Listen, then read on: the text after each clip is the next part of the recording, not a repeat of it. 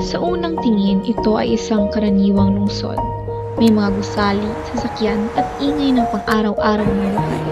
Ngunit sa likod ng galaw na ito, may isang katotohanang madalas nating piling hindi pansinin. Ang kahirapan ay hindi lamang kakulangan ng pera.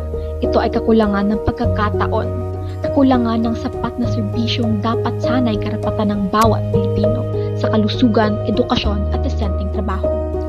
Sa lungsod na ito, maraming kumakayod mula umaga hanggang gabi, ngunit nananatiling kapos. Maraming nangangarap, ngunit napipigilan ng sistemang tila hindi idinisenyo para sa kanila. Maayong adlaw, tay. Pwede na ko mapangutan ang imong pangalan po?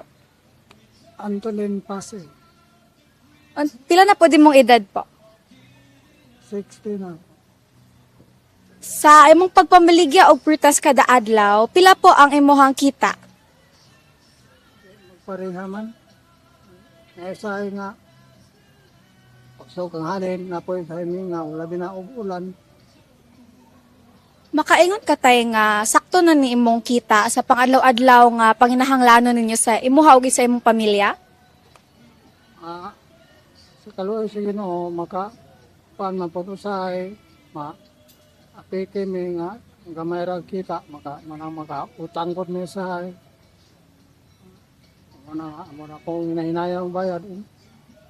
Sa panabang sa Ginoo, amo ra po nga makuanan ka ng ang katong mga adlaw nga hinayang kita, mabawi ra po usahay. Hindi ito simpleng usapin ng sipag o tiyaga. Isa itong malinaw na tanong ng pananagutan. Kanino ba talaga ang lungsod at sino ang naiwan sa gilid ng kaunlaran? Kung ang kahirapan ay patuloy na umiiral, hindi ito dahil nagiging karaniwang pangyayari na, kundi dahil hinayaan natin itong manatili, sapagkat may mga problemang mas piniling ipagpaliban kaysa harapin. Ang kwento ni Tatay Anthony at iba pang libo-libong Pilipino ay hindi lamang tungkol sa kahirapan.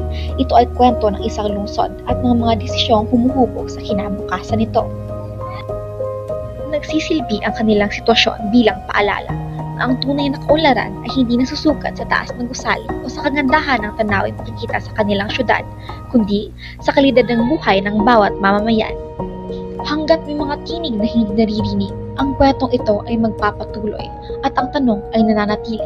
Makikinig ba tayo o titingin na naman sa ibang direksyon?